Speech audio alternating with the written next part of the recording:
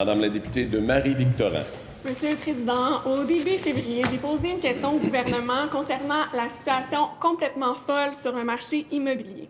Depuis mon intervention, j'ai reçu des tonnes de témoignages sur les réseaux sociaux et il passe presque plus une journée sans qu'un média ne fasse un reportage sur le sujet. Hier, c'était Radio-Canada qui racontait qu'une mère de famille devait faire du porte-à-porte pour espérer se trouver une maison à un prix raisonnable. Aujourd'hui, c'est TVA qui rapporte qu'une autre jeune maman croule sous le stress et le manque de sommeil pour les mêmes raisons. Monsieur le Président, quand j'ai posé ma question en février, on m'a répondu en parlant des baisses de taxes scolaires. J'ose croire que depuis ce temps-là, avec tout ce qui sort quotidiennement, on a commencé à réfléchir à une vraie réponse, à des vraies façons d'intervenir. Je donne au gouvernement une deuxième occasion de rassurer les milliers de Québécois à la recherche d'une propriété. Va-t-il agir pour freiner la surchauffe immobilière? Monsieur le ministre des Finances. Oui. Merci, Monsieur le Président. Alors, le phénomène de surchauffe, il n'est pas unique à l'immobilier. Voici ce qui se passe. Il y a une pandémie, la pire récession depuis la Deuxième Guerre mondiale, et les banques centrales et les gouvernements ont dû intervenir et injecter des liquidités massives pour stimuler l'économie, contrecarrer les impacts. Alors,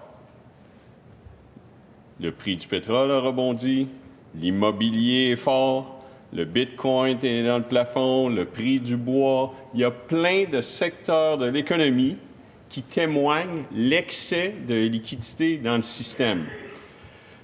Dans le cas de l'immobilier, le suspect numéro 1, c'était les investisseurs étrangers. Or, les investisseurs étrangers, lorsque les frontières sont fermées, ce n'est pas eux qui sont dans le marché, ce sont des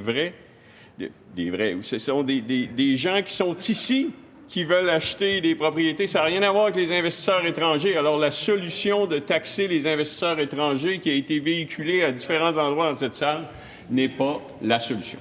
Première complémentaire, Madame la députée de Marie-Victorin, vous êtes la seule à avoir la parole. Monsieur le Président, bien sûr, il y a les effets de la pandémie, mais les causes étaient déjà sous-jacentes avant même la situation de la COVID-19 depuis quelques mois, bien qu'évidemment la situation se soit largement empirée depuis. Alors bien sûr, je comprends que ça peut être compliqué d'intervenir sur le marché, mais on ne sera pas dans une meilleure situation de devoir gérer les effets de l'éclatement d'une bulle immobilière. Tout ce que les Québécois demandent, c'est que le gouvernement soit en mode solution. Le ministre peut-il minimalement s'engager à être proactif dans le dossier? Monsieur le ministre des Finances. Bon. Alors, je vais clarifier les rôles et responsabilités. Les rôles et responsabilités de la stabilité financière, ça appartient à la SCHL. C'est la SCHL, la Société canadienne d'hypothèques et de logement, qui détermine les règles qui guident les conditions d'emprunt, comme les mises de fonds minimales, les termes maximaux qu'on peut prendre pour faire des emprunts. Alors, effectivement, la SCHL a pris des mesures dans les dernières années pour tempérer le marché immobilier. Mais là, il y a eu une pandémie et les gens, les citoyens, veulent des propriétés. Et c'est ce qui se passe. Il y a un effet, il y a un surplus de demande par rapport à l'offre. Deuxième complémentaire, Madame la députée de Marie-Victorin. Monsieur le Président, c'est non seulement la surenchère qui pose en soi problème présentement, mais également les pratiques dangereuses auxquelles un grand nombre de jeunes premiers acheteurs sont incités à recourir, comme le renoncement à l'inspection et à la garantie légale dans le but de se distinguer dans un contexte d'offres multiples. Le gouvernement du Québec peut agir.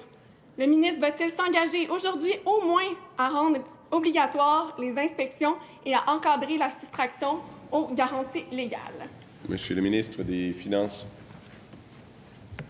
Oui, bien, je remercie. C'est effectivement une excellente suggestion à tous les acheteurs d'être prudents et de faire leur devoir. Ça, j'endosse ça complètement. Les organismes d'autoréglementation du courtage immobilier, l'AMF, tout le monde le dit. Soyez prudents dans les circonstances. C'est certain que le marché de l'immobilier est extrêmement fort. Il n'y a pas d'autre mot, parce qu'il y a de la demande. La demande est là, les gens veulent avoir des propriétés, les gens, en raison du télétravail, ont voulu des résidences plus grandes. Montréal, le centre-ville, ne semble pas être le bénéficiaire. Alors, il faut regarder l'ensemble de la géographie du Québec.